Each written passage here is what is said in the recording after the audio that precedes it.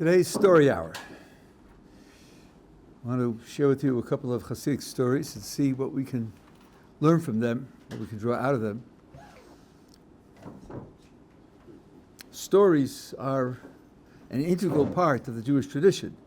If you take a look at the Tanakh, the Hebrew Bible, it's filled with stories. Of course, they're not just stories, they're history. But knowing the stories of history, or knowing the stories of individual events that happen to people, teaches a great deal about life, about the world.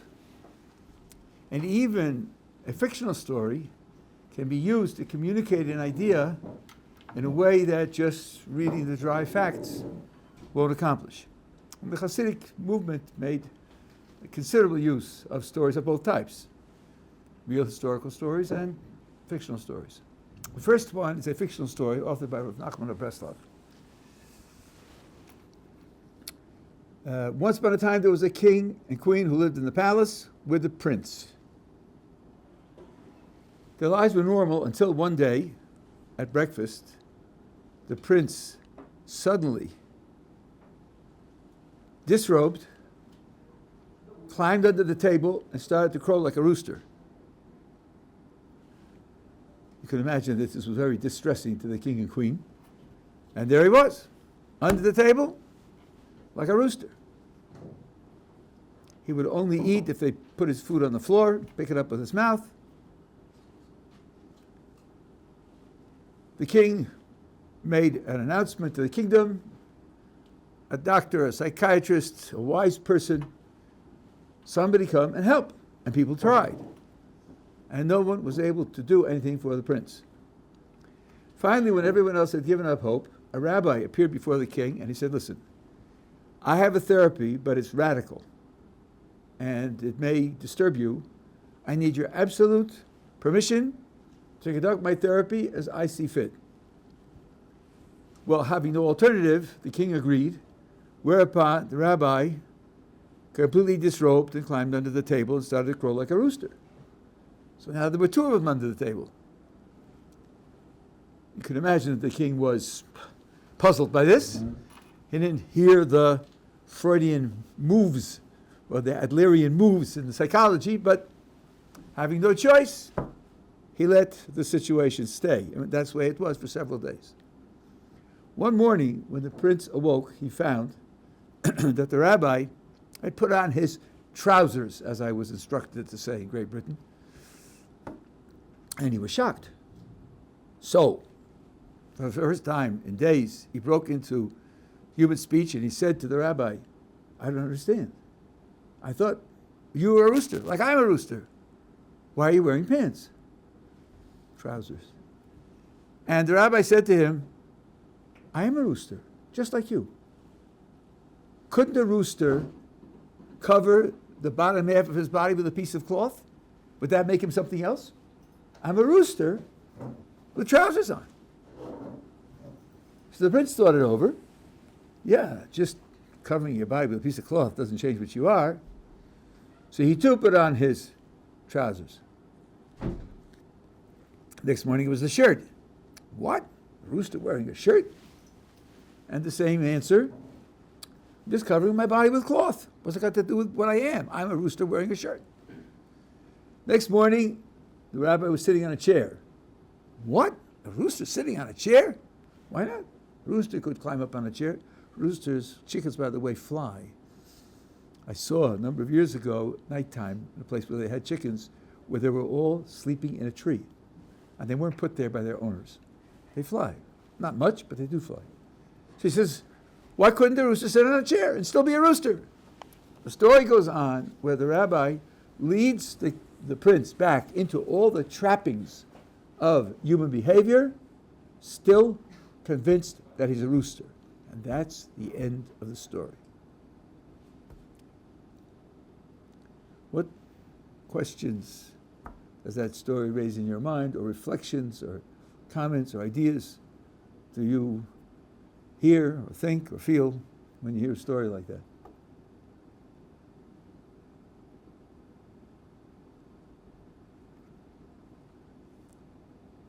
Well, how would you put the situation of the prince at the end of the story. Where is he? Same place.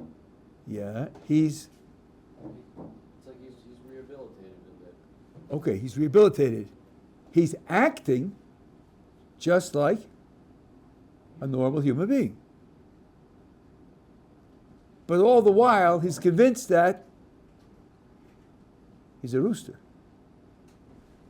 Now let's see if we're on the same page. He really isn't a rooster, right? He really is human. So although he's behaving like a human being, he doesn't know what he is. He has an idea of what he is that's dead wrong. He thinks he's a rooster. And he really isn't a rooster. Tell me, do you think that kind of mistake is realistic? Could it be possible that a person would not know what he is? Yes. When I ask this question, most people think, wait a minute, nobody knows me the way I know me. Nobody knows me as well as I know me. I can make mistakes about the weather. I can make mistakes about physics. I can make mistakes about how to cook a souffle, but a mistake about what I am? How can I make a mistake about what I am? Is the story describing something utterly unrealistic, or is the story illustrating and making prominent something that is very realistic and possibly very tragic? Is it possible for a person not to know what he is? Hmm? Am I allowed to join? Again, Yeah, you are allowed. Thank you very much. Hi. Hi. Nice to meet you. I'm Alexander. let's see. So you wanted to give an illustration? Yeah, person is able to make a judgment as long as he able to make objective statements and objective facts. He denies something objective, he's not able to do. He denies or he neglects or he evaluates incorrectly some objective statement. Facts. He is not able to make such assessment. Let's see. If a person denies an objective fact, then what? You don't He's trust not anything able. he says? Now, in that particular scenario, like we can say, okay, if you deny this objective fact regarding that statement that you make, you don't know yourself because you're not able, regarding yourself, evaluate objectively. So I mean, he denies any objective statement? He can't know himself? Or No, only specifically. okay, so I would like an illustration. Give me an illustration of where a person could think, I am Q, and be dead wrong. I am healthy. However, my analysis show that I am wrong. It's just Okay, I don't feel that. let's take a characteristic of a person. Person thinks he's healthy. He may be wrong, right? He may have various health problems that he's not aware of. Certainly, a condition that a person has, certainly a person can make a mistake about it. There are lots of people out there who think they're very intelligent. I don't think everyone would agree. There are lots of people who think they're right about the Israelis committing genocide in Gaza. They're not getting that right, are they? They're getting that dead wrong.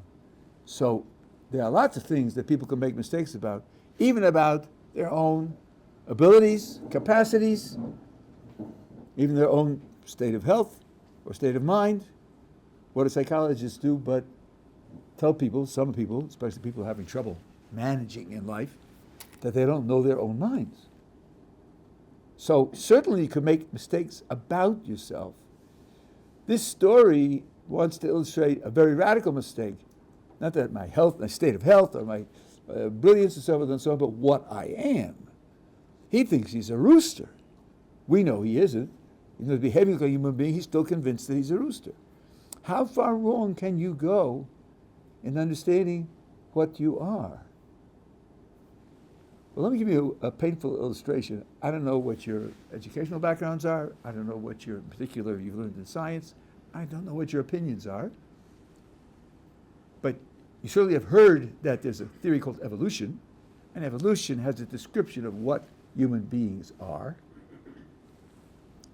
To put it oversimplified, according to evolution, human beings are slightly smarter squirrels.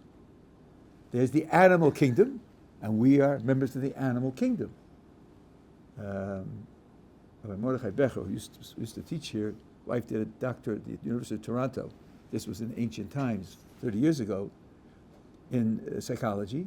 And she had to write in her thesis that she was dealing with either human animals or non-human animals.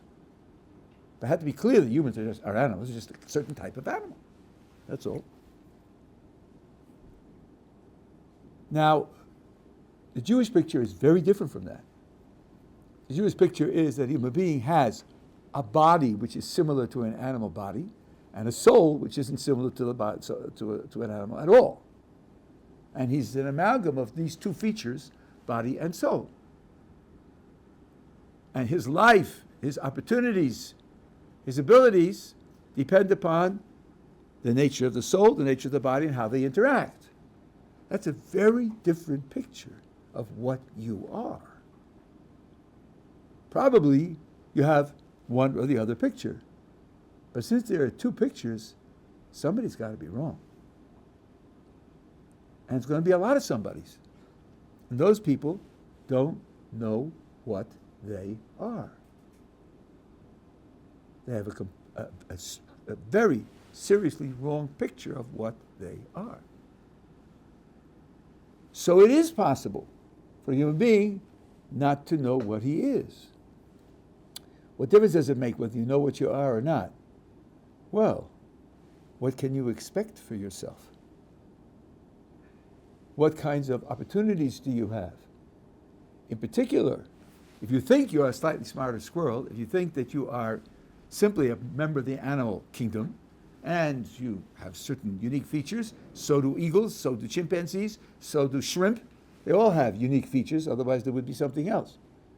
But you're just an animal.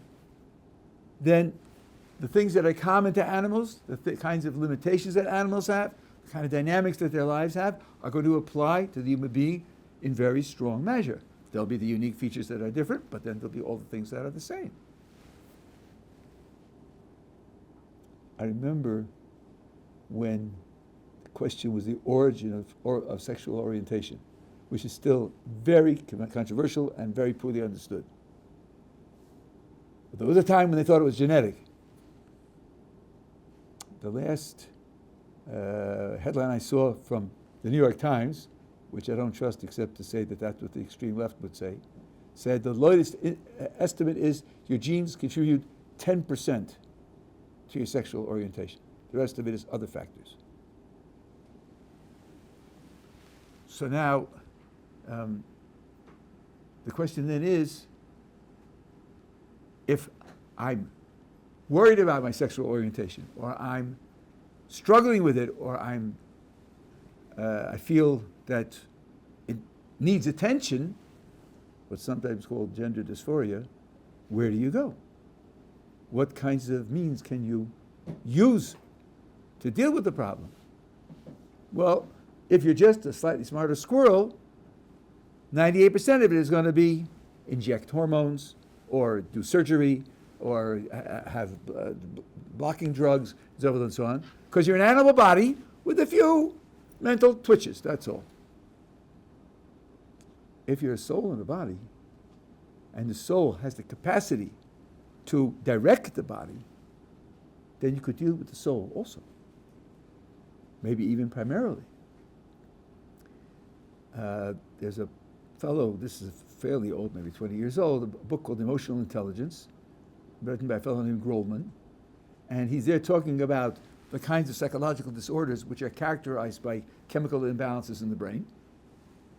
You do find certain behavioral and emotional disorders are accompanied by chemical disorders in the brain, and sometimes you can change the chemicals, and that helps to relieve the disorders.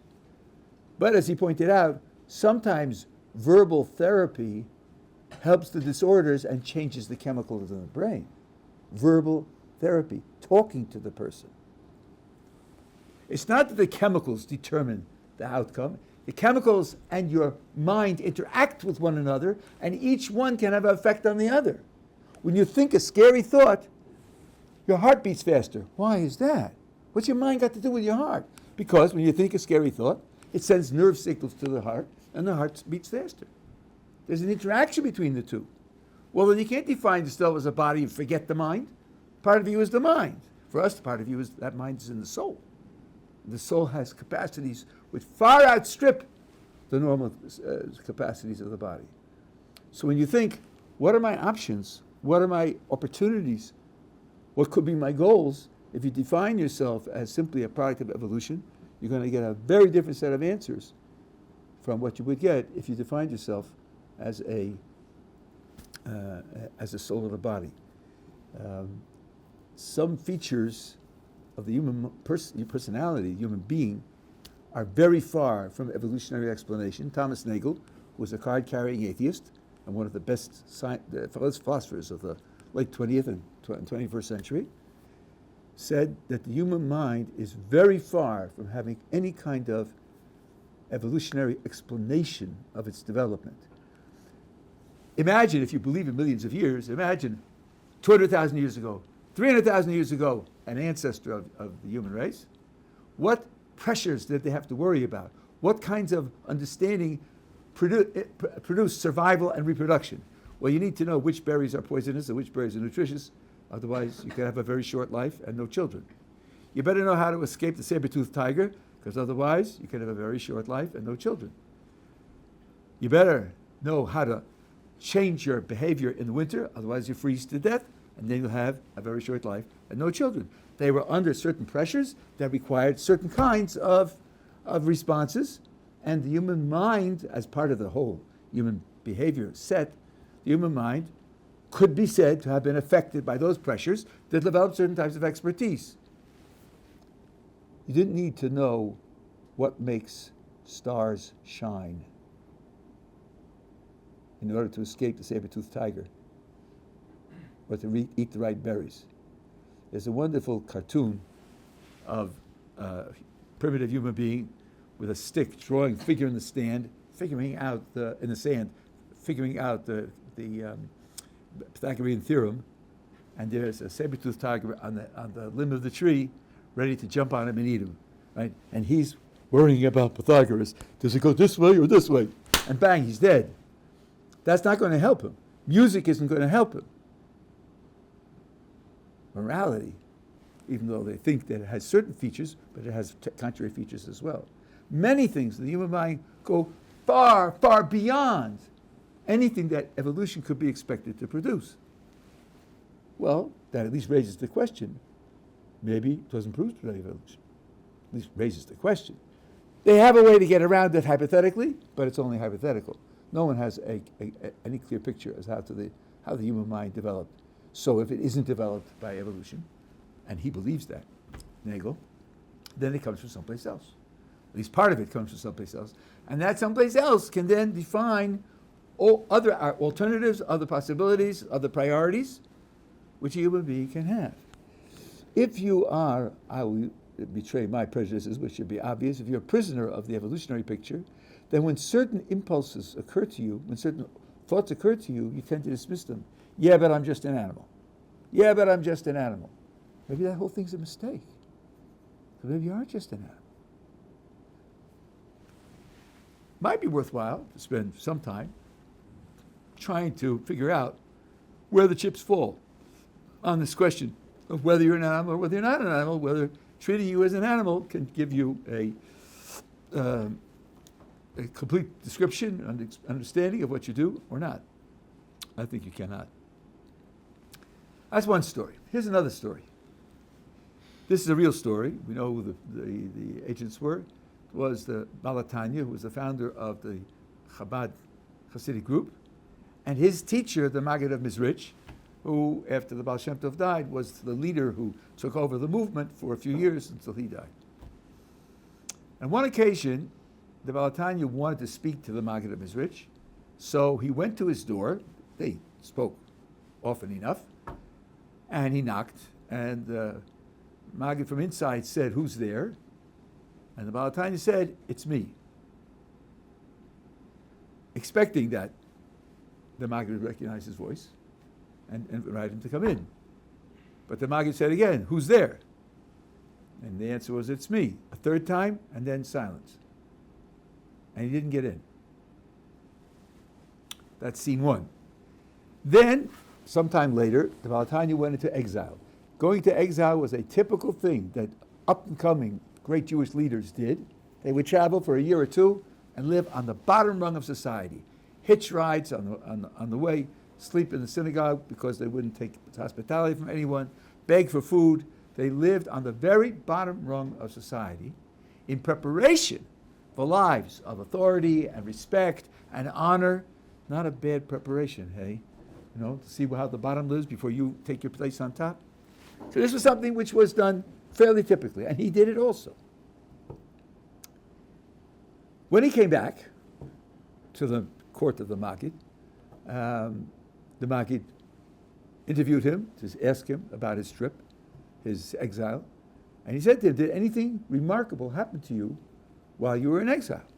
And the Baal Tanya said, well, there was one incident which I can't figure out. It seemed to me very remarkable, and I can't figure it out.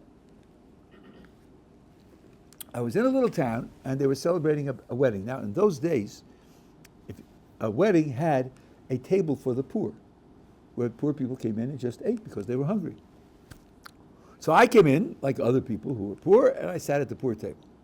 In the middle of the wedding, the hostess missed a piece of silver. She said, this piece of silver is gone. Somebody must have taken it. And for some reason, she concluded that I took it. And she accused me of being the thief. She's the hostess, she's an important person. So they took me into another room and they searched me. Of course, I didn't have it. And they apologized, and I went back to the table and said to Baal Tanya, I can't figure that out. What happened there? What was that for? What was I supposed to learn from that? So the Maggid said to him, do you remember before you left when you wanted to see me? And I asked who's there, and you said it's me? Yes. Well, tell me, when they were accusing you of stealing the silver, what did you say? I said, it's not me. It's not me. I didn't steal the silver, it's not me. Said the Maggid, if you start with, it is me, you've got to get to, it's not me.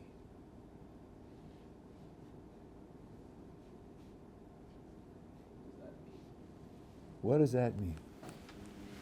What does that mean? That's a good question. What does that mean? Let me ask you, when you say I or me, what does that mean? What does it show? What does it express? Yeah. It's your ego. Okay, it's your ego. What does having an ego do for your picture of the world? What place does it give you? What kind of status does it give you? Let me give you another illustration. If you go back to my childhood, about 103 years ago, there were movies, westerns, about life in the West. And one of the scenes that repeated often was this. Two antagonists are angry at one another and threatening one another and standing on the dusty street. And one takes a stick and draws a circle around himself in the dust of the street, and he says, don't cross that circle. Don't cross that circle. What he means is, if you cross that circle, I'll kill you. What is he doing? What's the circle? What does it represent? What does it mean? His area, his influence, his territory. Say again? His area, his influence, his territory, his control. It's my territory. It's my control. You cross that line and you're invading me. This line divides between me and everything else. I have my own independent identity, standing, status, and then there's the rest of the world. And if you invade where my identity is, then I'll kill you. That you can't have. The word I makes me into something that has its own definition, something that has its own status. Yeah, it can relate to others. It could cooperate with others or compete with others. but its definition is something that exists on its own. I think if the right hand could talk, right hand could describe what's going on and its condition and its feeling, could the right hand use the word I? The right hand is essentially part of a larger thing. Its value lies in what it contributes to the larger thing. A person who has a spasm and it's going like this all day long is a tragedy. Why? His right hand is healthy, strong even. It can do this for a whole day. Yeah, but it's not contributing to the life of the person. It's essentially a part of something else. To say I means I stand on my own. The right hand doesn't stand on its own. Well, let's ask, do we really stand on our own? Take an idea which we spoke about a few days ago. I'm alive now, not because I was alive yesterday and nobody killed me in between. I'm alive now because God is giving me life and energy now, continuously. Life is something that I receive continuously, and that's what keeps me alive. It's like an appliance or a computer being plugged into the wall. As long as it's plugged into the wall, it functions. Pull the plug out, it's dead. Can't do anything. Am I really independent? Should I use the word I in that sense, that I stand on my own? Maybe not. Maybe not. Maybe using the word I is misleading. It creates a false picture of myself in my mind that I can really be defined separately from everything else. I'll give you an illustration of this from psychology and sociology. What's the difference between shame and guilt? Shame, strictly speaking, is what you feel in front of other people. I'm ashamed to be seen like that. I'm ashamed by the way they think of me and so forth and so on. Shame is a social concept. Guilt, you can feel guilty just because you didn't live up to your standards. Guilt is something which could be described as part of your life independently of everything else. Contemporary social sciences tell us that the essential, ideal development of a human being and a society is to move from shame to guilt. Shame is how you're going to be treated by others in the group. That means you evaluate yourself in their eyes.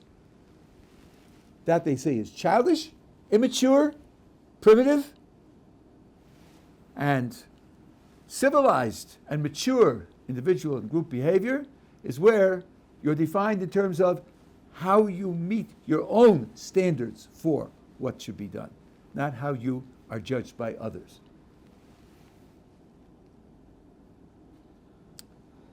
If you think about it, it's not obvious that that's true. Shame is a reality, guilt is a reality, both in societies and in individuals. They're different from one another.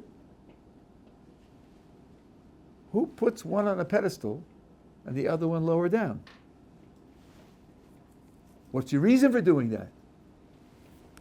Aristotle, anyway, said man by his very nature is social. Socrates was executed by the elders of the city of Athens because he was teaching the youth to think too much, to think independently, to analyze on their own, to question the things that everybody believed in. He was tried and found guilty, and the date for the execution was set. He had friends who could get him out. He could have escaped. He refused to do so.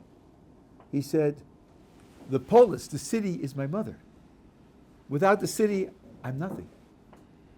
To escape and become an exile means that I don't have a life. I don't have an identity. I'd rather die. And he did. He took the poison and he died.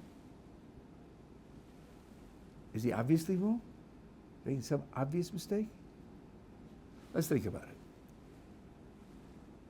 Our social life is made up largely of roles, various roles we play vis-a-vis other people.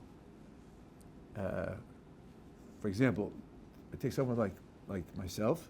So I'm a father, and I'm a husband, and I'm a teacher, and a member of a Jewish congregation, and I'm a neighbor. These are different roles that I play vis-a-vis different groups of people, different types of activities. Suppose you subtract all those roles. How much of me is left?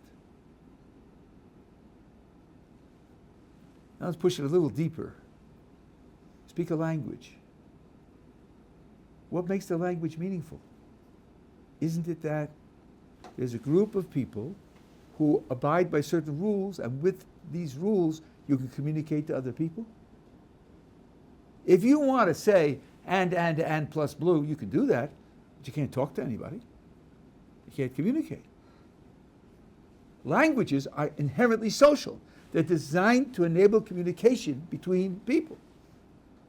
Subtract society and you have no language. How much of you is left if you have no language? Yes, this is Wittgenstein. If I subtract all of what you have because you're a member of a society, there's almost nothing left. Mathematician. The picture of the mathematician is he's burning the midnight oil, thinking his abstract thoughts, and writing down his thoughts. Isn't that really individual? Well, not really, because he's writing down those thoughts not in his diary. He's writing down those thoughts in a paper to be published. Who's going to publish the paper? Other people who read it and say, he succeeded in proving it, and other people can learn from that. If his thoughts don't convince other mathematicians, no one's going to read it. He's doing it in order to have an effect on other people. Painter. The painter paints his inner vision. But why does he paint it? Why doesn't he just vision it and enjoy it? Because he wants to share that vision with other people. He's got to paint it in such a way that they can respond to his vision. Picasso painted a picture of George Sand, which is the name of a female author. Now, if you've ever seen pictures by Picasso, they're a little wild. Somebody said to Picasso, that doesn't look like George Sand at all. And he said, it will. He didn't mean she was going to deteriorate to look grotesque like my picture. He meant when people look at my picture, they'll see her in a different way. They'll see something in her that they didn't see before. So why is he painting the picture? So that other people, when they see that picture, will see her in a different way. So the painter's activity is social, not personal and individual and detached. It's social. So detach your social life from you, there's almost nothing left. This is an Aristotelian way of thinking, not the way in thinking that we have in the contemporary West, where individualism is put at the top of the post. And here's where a person can have a very profound misunderstanding as to what he is, because a human being is essentially a social creature. I'll give you one more example. I think this example, I'm going to describe it in an extreme case, but I think it applies in moderate cases to a lot of life experience. A great deal of our lives is competitive. Some places, when they grade academic performance, they grade what's called on the curve. The top 10% get A's, the next 20% get B's, the next 30% get C's, so forth and so on. I think that's grossly unfair. I think you ought to be graded on your performance on an objective scale. But if you do it that way, it means in order to get an A, I have to be better than most of the other ones. So it's essentially competitive. Sports are essentially competitive. There are exceptions, but they're rare. In order to win, other people have to lose. It's called the zero-sum game. Not everybody can win. There are people who are very good competitors. They're very aggressive. They're very inspired to win. One of the things that I used to do when I was in college, I used to wrestle. And I remember the coach telling us, when you go out on the mat facing the other guy, you have one thought in your mind. I am going to kill him. Of course, according to the rules, but that's the thought you have in your mind. Dead! Because there can only be one winner. It's going to be you. It's not going to be him. Now, at a certain point in life, some people stop to think, maybe this isn't all there is to life. What about cooperation? If you go into industry, into big corporations, often there are projects that are given to groups. And then, in order to be successful, maybe the group is in competition with other groups. That could be, but within the group, there has to be very profound cooperation. Of course, in the back of your mind, if you're thinking, yeah, but sooner or later, there's going to be somebody in the group who gets a raise, so maybe my performance better outshine the performance of others in the group. In doing that, you may cut down the performance of the group and then sabotage the group. And you have to learn not to do that. You have to trust that your supervisor will see what you did for the group and not judge you on the basis of the actual individual output that you provided.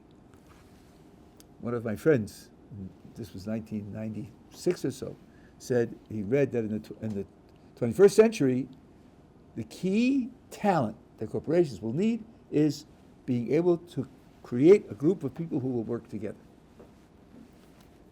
So now, having been trained on competitive performance and being rewarded for competitive performance, all of a sudden, there's a new aspect to life which wasn't part of your natural training. Sports can be good for that. If they're not individual sports, if they're team sports, they can be good for that. Still, most team sports, not all, but most team sports, your team wins by being better than the other team. So half of what you're thinking is, how can I trip them up? How can I make them look bad? How can I undercut their strategy? Maybe if I throw a block like that, he'll get injured, and then they won't have that player. That'll be good. Then we'll win the game. So part of it is really destructive. So a person can come to modify his balance between individual aggressive competitive behavior and his usefulness of cooperative behavior. Boy, you better learn that before you get married. Because if you're still in the competitive mode when you get married, you're going to have a rough time. Especially since, although you don't expect it, you're going to lose a lot of the time. Because women are very smart in ways that you don't anticipate. So then it means you're shifting at least the balance in what you think of yourself, what you think is important. Your individual status versus the status that you have by playing a role in a group. All of this comes from at least being sensitive to the fact that we can make mistakes about what we essentially are. The last illustration I want to give you, I don't know if you listen to Ben Shapiro. I think Ben Shapiro is very good. I disagree with some of the things he says, but I think in general he's very good. And he made a remark basing it, and he's a religious Jew. He made it basing his remark on a certain verse in the book of Genesis. I think that what he said, because it was incomplete, was very misleading. Are people basically good, or basically bad, or something else? And he said that the idea that people are basically good is a terrible mistake. And if there are thought systems that say so, they're making a terrible mistake. The verse in Genesis says, man's spirit is evil from his youth. And yes, it does. It does say that. And that means that the goal of life is to overcome the evil in you, which you can do, but not to think that you are essentially basically good. I think the mistake here is that although man has an aspect which is evil, number one, it's only one aspect, and number two, the nature of the evil has to be defined very carefully. First of all, the soul is good. The soul is what we call a piece of God on high, and that does not mean that God is a salami that you can slice into pieces. It means that of the things created in the world, the thing that expresses godliness most is the human soul. So that's not basically bad, and that's a very important part of what the human being is. More to the point, and a little bit less well known, so you have a soul and a body. Is the body identified as the evil element? Let's say so. What kind of evil does the body represent? Here are two different concepts of evil. You tell me which one you think that the body represents. One type of evil is expressed in a verse in the book of Proverbs. Mayim gduvim yumtaku. Stolen waters are sweet. They're sweet because they're stolen. It's a hot day like today, and you're walking down a street in a residential area, and you notice an open door and a table with a pitcher of ice water. There's nobody around. Nobody around. Wow. My opportunity. You go in, pour yourself a cup of water, and as you're about to drink it, the owner comes out from a side room and says, "Oh, you're thirsty? By all means, have some. Have as much as you like." This person says, "Oh, no, thank you. Sorry I disturbed you. Thank you. Have a nice day," because he wanted the pleasure of stealing it. It's the stealing that makes it sweet. There are people like that. There are people like that. That's one type of evil. That's premeditated dedication to evil per se. Now let's take, for example, hunger. Hunger? I'm hungry. My stomach doesn't care whether today is January 6th or today is Yom Kippur and I'm not allowed to eat. My stomach doesn't care. My stomach will be just as satisfied if I eat the sandwich, no matter what the date is. My stomach doesn't care whether the sandwich is my sandwich or your sandwich. My stomach has no interest in it. Will following my stomach get me into trouble? Oh, yes, it will. Because since my stomach doesn't care about what is good and evil and what's right and wrong, following my stomach will often cause me to do things that are bad, that are wrong. But here, the evil is the result of a kind of moral and spiritual blindness. Not a premeditated attachment to doing evil because it's evil, but simply an unconcern as to whether it's good or evil, and just really following a person's desires or his preferences without taking that into account.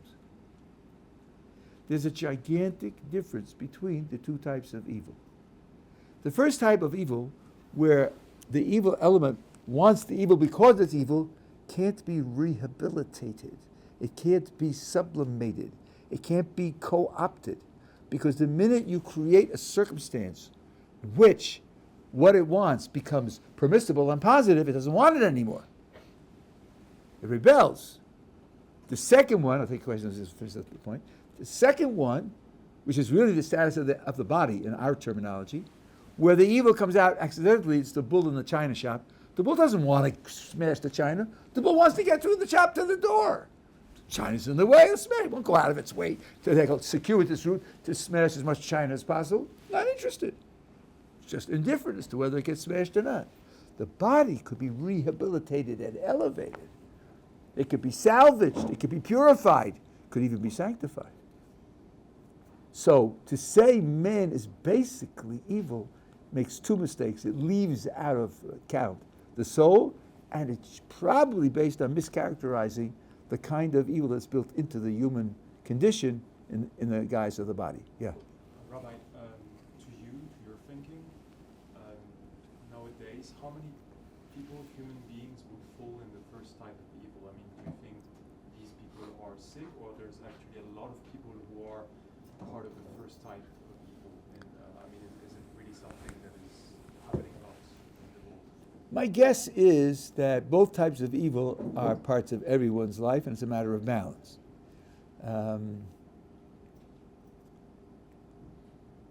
We talk about egotism. You're in it for yourself. You just want good for yourself. There are such people. Then we talk about people who are other-directed, other-concerned. Yes, there certainly are. I think all of us have some concerns for other people. But usually when we say that, we assume that being concerned for other people is good. But it might not be. You can read in the history books about a former president of the United States named Richard Nixon. He did some nasty things. There was a crisis with the Supreme Court. He resigned. The only president in the history of the United States to resign. There were a lot of different reactions to his resigning. Some people were crying in the streets, and some people were very happy. I was very happy, because I thought he was really evil, and I didn't want him to be president, and I even wanted him to suffer. That's other-directed. I didn't get anything out of his suffering. I just wanted to see that evil person suffer. My desire was that he be in a certain condition. So there can be, now I'm not saying that what I felt was correct or incorrect. That was a long time ago. So I think we all have feelings like that. It's natural to feel. There's a verse again in Proverbs, when your enemy falls, don't rejoice. That verse is written because it's very natural to rejoice when your enemy falls. Yeah, because, look what he did to me. He really deserves it. Yeah, maybe I was at fault also. Maybe I deserve it also in part. No, not me. I'm perfect. No, nothing wrong with me, and he's got to fall.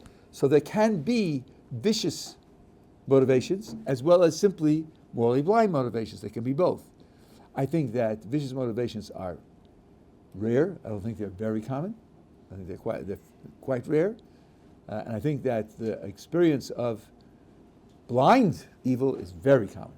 People have desires, reactions, habits that lead them to do things, and they often don't register with the person.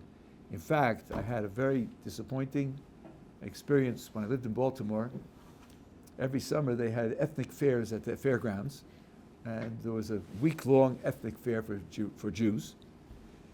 And we in the religious community, some of us went down there because there were always missionaries there. And it would be much better for us to argue with the missionary than the missionary to talk to a Jew who had no education. So we went down and talked to people. While I was there once, I met a Jewish man, not religious. We got to talking, and he expressed such self-satisfaction, such, pride, it irritated me. So I asked him, "Are you perfect?" He said, "Perfect? Rabbi, of course not. Of course I'm not perfect." So I said, "Well, what are you doing to improve?" He said, "Rabbi, listen, I eat well, I sleep well, I accept myself as I am, with my faults, with my imperfections." That really irritated me. So I said to him, "You have any children?" He said, "Yeah, I have a 12-year-old son." I said, "Imagine that the police bring your son home one day and say, we caught him stealing from the local store during school hours." So you say to your son, "I don't understand. What's the matter with you? You weren't at school and you were stealing from the store? Why were you doing that? You can't do that. You can't live like that." I suppose your son says to you, "Don't worry, Dad. I sleep well. I eat well. I accept myself as I am." What would you say? And he said, "Sorry, I have an appointment and I have to leave." Right? So here's a person who's made his peace with his imperfections. That means he doesn't regard them as really failures or evil. He just doesn't care one way or the other. That's the kind of person who's following his desires and using this false narrative in order to quiet his conscience. And he's not dedicated to evil.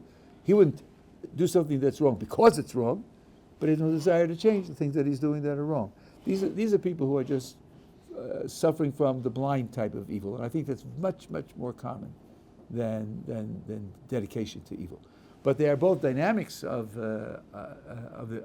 human life, and although I'm leaving a lot out, I'll just mention The blind are identified with the body. That's part of the human being is.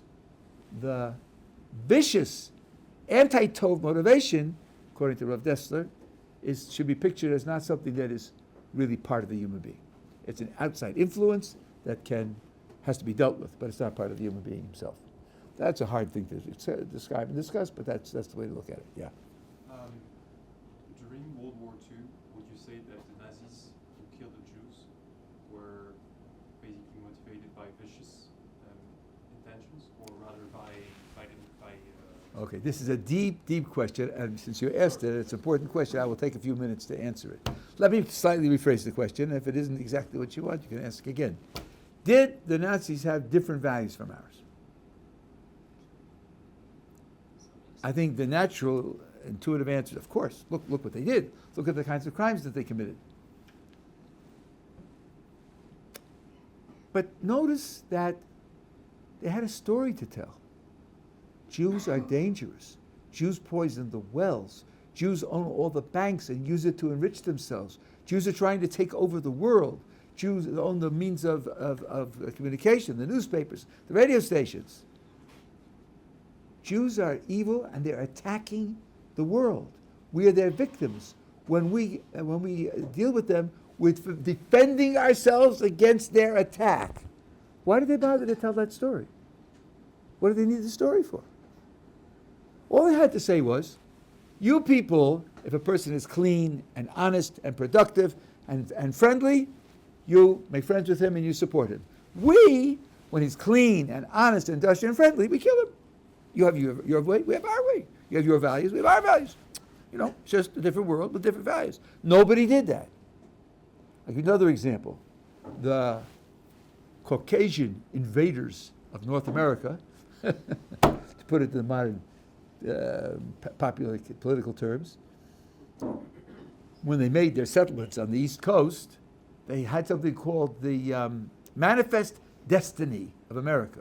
And that is that we should rule from sea to shining sea, from the Atlantic to the Pacific. It should all be ours. There's only one problem. There were indigenous peoples there. So what are we going to do? Well, we have to rule. So that means we have to take their land. But how can we take their land?